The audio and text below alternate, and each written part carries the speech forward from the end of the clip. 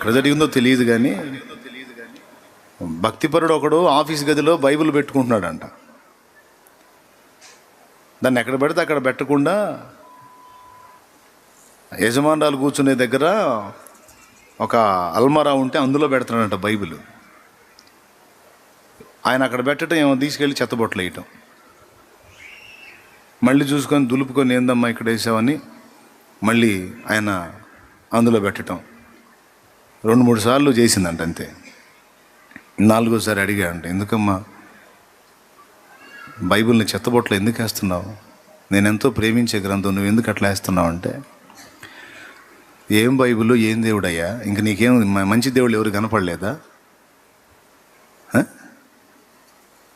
నేను ఆరాధించే వాళ్ళు చూడు ఎట్టుంటారు, పైనుంచి కింద దాకా సర్వాంగ అవయవ అలంకరణలతో ఎంత అందంగా ఉంటారో చూడు. ఏం దేవుడయ్యా, ఏం యేసు ప్రభు? ఒంటి మీద బట్టలు లేకుండా, మొల మీద ఏదో చిన్న అడ్డ వస్త్రం, ఒళ్ళంతా గాయాలు, రక్తం చూస్తుంటేనే ఒళ్ళు గగురు పొడిచేటట్టు ఉంటుంది. ఇదంతా బుద్ధి లేదా నీకు? ఇంతమంది ఇంత ఆకర్షణీయమైన వాళ్ళు కత్తులు, కట్టాలు, బల్యాలు, బరిసెలు, వాకులు, గదలు అయ్యి తీసుకొని గందరగోళంగా మా వాళ్ళు చూడు పైనుంచి కింద బంగారం దిగేసుకొని గందరగోళంగా ఉంటే ఇంతమందిని వదిలిపెట్టి ఏందో నువ్వు పెద్ద ఒంటి మీద ఒక బట్ట కూడా లేకుండా ఏదో ఇదిగా ఉన్న మనిషిని పట్టుకొని ఒళ్ళంతా రక్తం గందరగోళం కనపడేవాడిని బట్టి తెగ మొక్కుతున్నాను. ఆ వికారి, ఆ కురూపిని ఎలా మొక్కాలనిపిస్తుంది నీకు అందట. ఎంత మాట అన్నావు తల్లి నువ్వు. ఏం తెలుసమ్మా ఆయన గురించి నీకు? సర్వాంగ సుందరుడమ్మా ఆయన. ఆహా, సుందరుడా కనపడతానే ఉంది. లేదమ్మా, ఎంతో సుందరుడమ్మ తాను, ఎంతో సుందరుడమ్మ తాను, నేనెంతో మురిసిపోయాను, ఎంతో సుందరుడమ్మ తాను.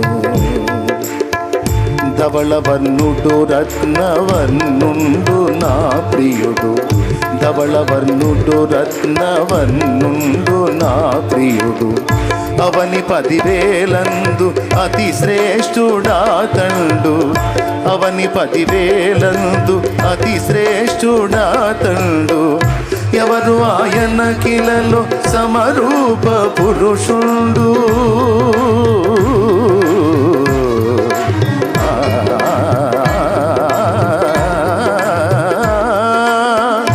ఎవరు ఆయన కిలలో సమరూప పురుషుండు, అవలీలగానతని గుర్తింపగలనమ్మ, అవలీలగానతని గుర్తింపగలనమ్మ, ఎంతో ఎంతో సుందరుడమ్మ తాను, నేనెంతో మురిసిపోయాను, ఎంతో సుందరుడమ్మ తాను.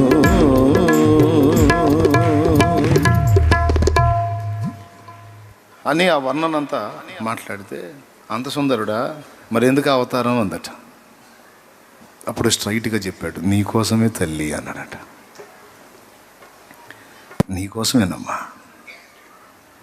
నీ పాపముల కోసమే. నీ పాపాలను సహించి వహించి భరించి నీ పాపములకు ప్రతిగా ప్రాయశ్చిత్తం చేయడానికి యజ్ఞ పశువై అలా వధింపబడ్డాడు. నీ పాపముల కొరకు ప్రాయశ్చిత్తార్థమైన రక్తము చిందించకపోతే నిత్యజీవ ప్రాప్తి ఉండదని బైబిల్ చెప్పటం కాదు, ఆర్య ఋషులు నమ్మి రక్త ప్రోక్షణ జరిగించారు. వాళ్ళు బలికాండలు జరిగించారు. మన పాపములు ప్రతిగా మరో జీవి, కానీ మనిషికి బదులు జీవి అంటే ఒక జంతువు సరిపోదు కనుక మనిషి పాపములకు మనిషే బలవ్వాలి కనుక ఇక నువ్వు ఎన్ని లంచాలు పెట్టినా దేవుడు తీసుకొని నిన్ను వదలటం సాధ్యం కాదు కనుక నీ పాపముల కొరకు న్యాయంగా శిక్ష పడాలి. ఆ శిక్ష నీ మీద పడకుండా న్యాయం ప్రకారం నువ్వు చేసిన పాతకాలకు నీకు వచ్చేటువంటి శిక్షకు నీకు బదులు నీ స్థానంలో ఏ పాపము ఎరగని పరిపూర్ణ పరిశుద్ధుడైన ఆ దేవుడు యేసు ఆయన భరించాడు. నీవు చేసిన పంచమహాపాతకాలకు చేతుల్లో 2, కాళ్ళల్లో 2, ప్రక్క డొక్కలో 1 పంచ గాయాలు పొందాడమ్మా. నోటితో నువ్వు మాట్లాడిన అపవిత్ర మాటలకు నీ నోరు శిక్షింపబడవలసి ఉండగా, నిత్య శిక్ష పొందవలసి ఉండగా ఆయన నోరు శిక్ష పొందింది. ఆ నోటి వెంట రక్తము. నీ కనులతో నీవు చూచిన హేయమైన చూపులకు ఆయన కనుల నుండి రక్తం. వినకూడని వాటిని వినడానికి ఇష్టపడినందుకు నీ చెవులకు ప్రతిగా ఆయన చెవులలో రక్తం. సర్వ శరీరంతో నీవు చేసినటువంటి సమస్త పాప కర్మ, ఆ కర్మలన్నిటికీ ప్రతిగా ఆయన సర్వ శరీరము చీలికలు పేలికలుగా నాగలి సాళ్లవలి దున్నబడింది. నీకు బదులే ఆయన ప్రాణం పెట్టాడమ్మా. నీ కోసమే అలా అయ్యాడు. ఏ పాపం ఎరగని పరిశుద్ధుడు, సర్వాంగ సుందరుడై ఉండి పతిత మానవ జాతి పాప పరిహారార్థమై యజ్ఞ పశువుగా వధింపబడ్డాడమ్మా. మౌనం అయిపోయిందట. తెలియకపోతే అడుగు చెప్తా. యేసును తొందరపడి తోలనాడొద్దు, సృష్టికర్తను నిందించిన పాపం వస్తుంది నీకు, జాగ్రత్త అన్నాడట. దేవునికి స్తోత్రం కలుగునుగాక. హల్లెలూయా. ఎందుకు చెప్పాను ఈ మ్యాటర్? ఎందుకు చెప్పాను? ఏం చూసి మారిపోతున్నారా బాబు? మీకేమైనా ఇస్తున్నారా అంటే ఎవరు ఇచ్చారు? రమ్మను. నేను చెప్తున్నాగా. ఇవ్వటం కాదు, సమస్తము కోల్పోవడానికి ఇష్టపడ్డాను. ఈరోజు ఊపిరిపోయినా పర్వాలేదు, యేసు కావాలి. అయ్యి చూశాను, ఈయనని చూశాను. పైనుంచి కింద దాకా బంగారు ఆభరణాలు, గందరగోళం, కత్తులు, కటార్లు, ఈటెలు, బల్యాలు, బరిసెలు. కత్తులు లేవు, ఈటెలు లేవు. ఎందుకంటే సర్వశక్తి గల దేవునికి ఆయుధం ఎందుకు? కంటి చూపు జాలు. ఆయుధాలు దగ్గర పెట్టుకున్నారంటే అర్థం ఏంటి? వారు మన వంటి మానవులే ఆత్మరక్షణార్థమై మందుగుండు సామాగ్రి రెడీ చేసుకున్నారు. అది విషయం. దేవునికి స్తోత్రం. హల్లెలూయా. ఇంతే ఉన్న సంగతి మాట్లాడుతున్నాను నేను. మన ఇంట్లో మృతుల ఫోటోలకు మనం ఏం చేస్తాం? మన ఇంట్లో ఎవరి ఫోటోకైనా, మన కుటుంబ సభ్యులు ఎవరి ఫోటోకైనా బొట్టు పెట్టామంటే అర్థం ఏంటి? నీ ఫోటోకి మీ ఇంట్లో బొట్టు పెట్టారనుకో, నువ్వు ఊరుకుంటావా? మీ అమ్మ బొట్టు పెట్టిందనుకో, అబ్బాయి ఫోటోకి బాగుంది ఆయన పెట్టిందనుకో, అమ్మాయి ఏందే నన్ను బతికొండని పంపించదలుచుకున్నావా నువ్వు? ఏంటి నా ఫోటోకి బొట్టు పెట్టేసా అంటే అర్థం ఏంటి? మన ఫ్యామిలీ మెంబర్స్తో ఒకటి ఫోటోకి బొట్టు పెట్టేశామంటే వాడు పోయినట్టే అర్థం కదా.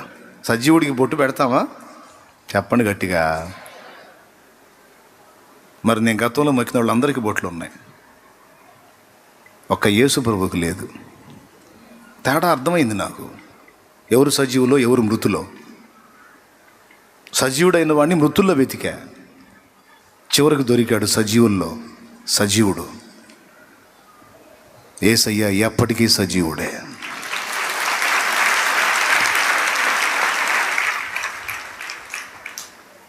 నాకు అర్థమైపోయింది. అరే ఇప్పుడు దాకా మృతుల వెంట పడ్డానా నేనే పెట్టాను రోజు బాగా అన్నీ కలిపి నేనే ప్రతిదానికి పెట్టేవాడిని. పెట్టేటప్పుడు ఎలగలా, దేవుడు జోక్యం చేసుకొని కళ్ళు తెరిచినాక అర్థమైంది. మా తాతయ్య ఫోటో బొట్టు ఉండేది, వెళ్ళిపోయాడు. ఆయన పోయాక నేను పుట్టా, అందుకని ఆయన పేరు నాకు తగిలిచ్చారు, వీరయ్య అని. ఆ వరుసలో చూస్తే వీళ్ళకి ఆయన, వీళ్ళు ఆయన, ఆయన వీళ్ళు మొత్తం అడిగిపోయారు. మృతులు నాకు ఎలాగ ఉత్తరమిత్తురు? సజీవుడేగా నాకు సహాయం చేయగలిగేది.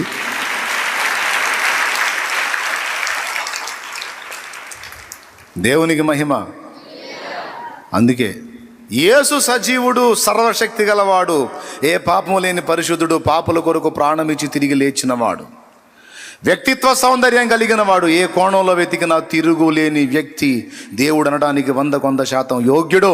అంతేకాదు పూర్వులైన ఆర్య ఋషులు నమ్మి విశ్వసించి ఆయన బలియాగానికి ముంగుర్తుగా జంతువులు అర్పించి ఉండుట చేత నా వాళ్ళు చెప్పిన వ్యక్తి కూడా ఈయనే అని గుర్తెరిగి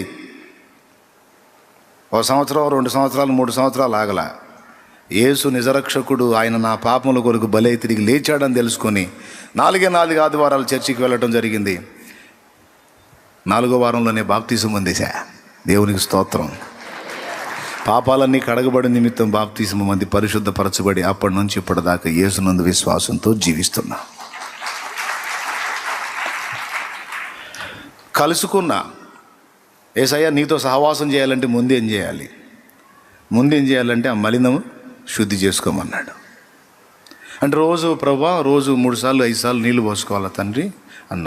ఆ నీళ్లు కాదురా, చేసిన పాపాలన్నీ నా మీదకు మోపునట్లు పాప క్షమాపణ నిమిత్తం బాప్తీసం పొందు, ఇక మన స్నేహం స్టార్ట్ అయ్యిద్ది అన్నాడు. ఇక బాప్తీసం పొందితే కడగబడి పరిశుద్ధపరచబడ్డాను. ఆయనతో నేను, నాతో ఆయన. డైలీ డ్యూయట్టే. మన బంధము అనుబంధము, మన బంధము అనుబంధము, విడదీయగలరా ఎవరైనను మరి ఏదైనను, విడదీయగలరా ఎవరైనను మరి ఏదైనను. రాజా జగమెరిగిన యేసు రాజా, రాగాలలో అనురాగాలు కురిపించిన మన బంధము అనుబంధము, మన బంధము స్తోత్రం అనుబంధము, విడదీయగలరా ఎవరైనను మరి ఏదైనను, విడదీయగలరా ఎవరైనను మరి ఏదైనను. రాజా జగమెరిగిన నా యేసు రాజా, రాజా జగమెరిగిన నా యేసు రాజా. సంతోషంగా ఒకసారి హల్లెలూయా చెప్పండి. ఏది ఇంకోసారి చెప్పండి. ఎంత ఆకర్షణీయుడు. ఊరు మొత్తం తిట్టేవాళ్ళు జక్కయ్యని. ఊరు మొత్తానికి మన భాషలో చెప్పాలంటే రోసేసినోడు అంటారే, ఊరు మొత్తానికి అట్టంటోడు అనమాట ఆయన. ఎవరు? జక్కయ్య అనేవాడు. ఆ ఊరు మొత్తం పాపైన మనుషుడు అని టైటిల్ పెట్టేశారు జక్కయ్యకి. అతను కూడా అంతే తయారయ్యాడు, సైకోలాగా. తిట్టే కొద్ది ఎక్కువ అవుతారు, కొంతమందికి తెలియదు. భర్త వేరే రూట్కి వెళ్తున్నాడని భార్య టార్చర్ చేయటం మొదలుపెట్టింది. వెళ్ళావా, చూసావా, పోయి వచ్చావా అని. ఇంకొంచెం ఎక్కువ అయిపోయింది. ఎక్కువైపోయి ఆమెమో తీయగా మాట్లాడుతుంటుంది, ఆమెమో దేవదూతలా కనపడిద్ది. పోయావా చూసావా అంటే నేను దురాత్మలా కనపడిద్ది. చివరికి ఇటు క్లోజ్ చేసి ఆ డోర్ ఓపెన్ చేస్తాడు. అప్పుడు వచ్చి నా పేణం తిత్తారు. అన్యాయం జరిగిందన్నయ్య, అన్యాయం జరిగింది. పని ఎందుకు అంతసేపు టార్చర్ చేసేవాడు? తప్పు చేసేవాడిని పద్దాకలు తప్పు చేస్తుంటే వాడికి కూడా తెలుసు ఆ సంగతి. నువ్వు చెప్పేది ఏముంది? తాగుబోతున్నాడు, నువ్వు తాగుతున్నావు, నువ్వు చెడిపోతున్నావు, నువ్వు అట్టపోతున్నావు ఇట్టపోతున్నావు అంటే వాడు అదే మొత్తుకుంటున్నాడు. నేను ఇట్టపోతున్నాను, నువ్వు నాకు చెప్పాల్సిన అవసరం లేదు. తాగితే లివర్ పోయేది నాకు కూడా తెలుసు. తాగితే అందరిలో నవ్వులు పాలవుతా నాకు కూడా తెలుసు. అప్పుల పాలవుతా నాకు కూడా తెలుసు. నాకు తెలిసి నేను చెబుతావేంది? నువ్వు నాకు తెలియని సంగతి చెప్పు. ఇందులో నుంచి ఎట్ట బయటపడాలో చెప్పు. పద్దాకలా తప్పు చేసావంటే వాడు ఇంకొంచెం స్టాంప్ వేసుకొని కూర్చుంటాడు గట్టిగా. అట్లనే ఇంకా సైకోలాగా మారిపోతారు. అనకూడదు. తప్పు చేసావు, ఓకే, చూడు ఏసై ఎట్లా డీల్ చేశాడో జక్కయ్యని. ఊరు మొత్తం వీడు మామూలుడు కాదు, వీడు దుర్మార్గుడు, వీడు కర్కోటకుడు, అమ్మో వీడు ఈ ఊళ్ళో ఎప్పుడు పోతాడో ఎన్నడు పోతాడు అన్నారు అందరూ. అన్నందుకు ఇంకా భయంకరుడిగా మారిపోయాడు జక్కయ్య. ఆ ఊరి మొత్తంలో కూడా ఒక్కళ్ళు కూడా అనే మాట ఏసై అన్నాడు. జక్కయ్య, నేడు నేను నీ ఇంట ఉండవలసి ఉన్నది, దిగిరా అన్నాడు. ఊరు మొత్తం తిడతారు నన్ను, ఈయన అసలు పట్టించుకోడు అనుకున్నాను, మొదలే గొప్పవాడని అనుకున్నాను, అందరిని వదిలిపెట్టి నన్ను పిలుస్తున్నాడు ఏంది?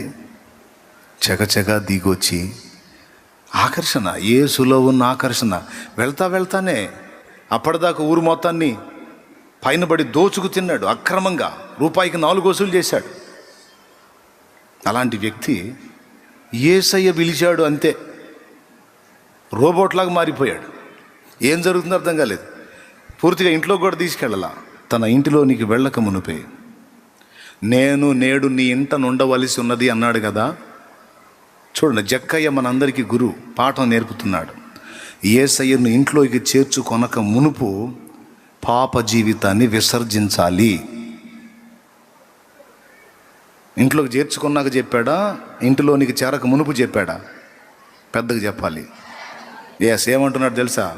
ప్రభువా, నాకున్న ఆస్తిలో సగం అమ్మి బీదలకు ఇస్తా అన్నాడు. మిగిలిన సగం ఎవరి దగ్గర రూపాయికి 2 వసూలు చేశాను వానికి 4 ఇస్తానయ్యా అన్నాడు. యేసయ్యను ఇంట్లోకి చేర్చుకునేటప్పుడు, యేసయ్యను జీవితంలోకి ఆహ్వానించేటప్పుడు అప్పటిదాకా చేసినవి ఉన్నాయిగా పాపాల రాశి, దాన్ని మొత్తాన్ని వదిలించుకోవాలి. అవే కడగబడి నిమిత్తము బాప్తిస్మ పొందాలని చెప్తున్నాను నేను. ఈ మారు మనసు ఎప్పుడైతే ప్రకటించాడో జక్కయ్య, ఈ ప్రకటించిన దాకా యేసయ్య మౌనంగా ఉన్నాడు. జక్కయ్య ముందు పోతున్నాడు, వెనక యేసయ్య పోతున్నాడు, ఆయన వెనక శిష్యులు, వాళ్ళ వెనకేమో సనుగుడు బ్యాచ్. ఎవరు? సనుగుడు బ్యాచ్. మళ్ళాంటి వాళ్ళు వీళ్ళకి ఎందుకు వస్తాడులే, తాగుబోతాళ్ళు, 2-3 కుంపట్లు ఉన్నోళ్ళు, ఫైనాన్స్ వాళ్ళు, వడ్డీలకి డబ్బులు ఇచ్చేవాళ్ళు, వ్యభిచారులైన స్త్రీలు, ఇట్లాంటి వాళ్ళ దగ్గరికి అయితే బాగా వెళ్తుంటాడు ఈ బోధకుడు. పరిశుద్ధుల దగ్గరికి రాడు, పాపుల స్నేహితుడు. అంటే ఆయనేం మాట్లాడట్లా, ఆయన మౌనంగా వెళ్తున్నాడు. ముందు జక్కయ్య, వెనక యేసయ్య, వెనక శిష్యులు, వాళ్ళ వెనక సనుగుడు. చివరికి ఇంటి సమీపంలో పోయినాక జక్కయ్య నుంచి వాయిస్ వచ్చేసింది. ఏమని అంటే, ఇందాక నేను చెప్పిన మాటలు వచ్చినాయి.